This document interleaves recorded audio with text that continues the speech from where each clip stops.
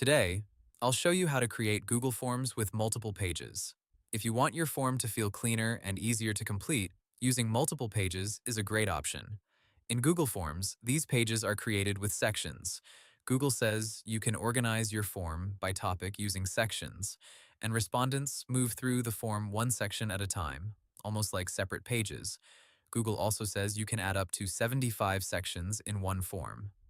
To get started, open Google Forms and create a new form or open an existing one. Then look at the toolbar on the right side and click the Add Section icon. Google's official help says this is the tool used to create a new section in your form.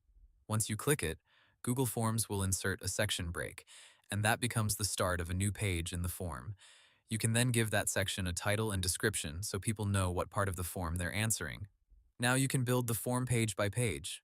For example, the first section could collect basic information like name and email.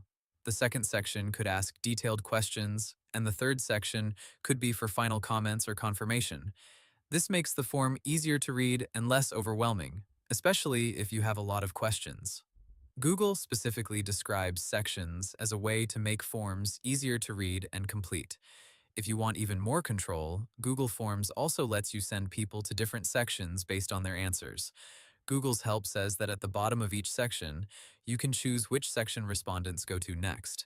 This is useful if you want to create a form with different paths, like one set of questions for customers and another set for employees. Before you send the form, test it yourself and make sure the sections appear in the right order. You can also open the Settings tab to adjust response options, like collecting email addresses or letting people edit their responses later. Google says those settings are available at the top of the form. And that's how to create Google Forms with multiple pages.